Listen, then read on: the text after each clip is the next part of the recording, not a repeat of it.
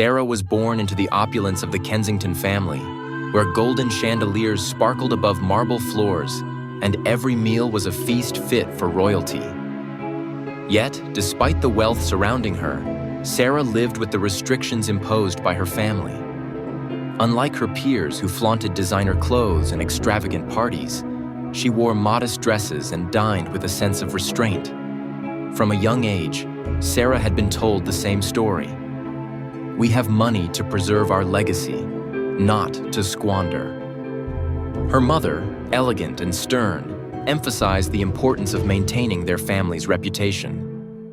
"We are caretakers, not spenders," she would often say, her voice echoing through the vast halls of their estate.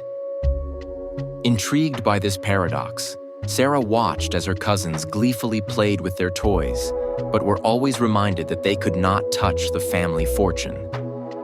The house was filled with beautiful things, but the idea of enjoying them felt foreign. They had a trust fund set aside for their education, but they couldn't use it for anything else. As she grew older, Sarah's curiosity deepened. Why was money a burden instead of a blessing? Why was the freedom to enjoy their wealth denied? One evening, while wandering through the sprawling estate, she stumbled upon an old library filled with dusty books. There, she discovered journals belonging to her ancestors, women who had fought hard for their place in society, often sacrificing their own desires for the sake of family honor. Through the pages, Sarah learned that her great-grandmother had once dreamed of becoming an artist, but had set aside her aspirations to marry well. Her grandmother had similarly sacrificed her dreams for a life of duty. Each story was a testament to a legacy of restraint, woven with threads of unfulfilled ambition. Determined to break the cycle, Sarah began to challenge the family's beliefs. She sought out opportunities to volunteer, using her family's resources to help local charities. Each small act of kindness ignited a sense of purpose within her that wealth alone could not provide. At family gatherings, Sarah spoke passionately about the importance of using their fortune to make a difference. She argued that their wealth was not just a tool for preservation, but a means to empower others.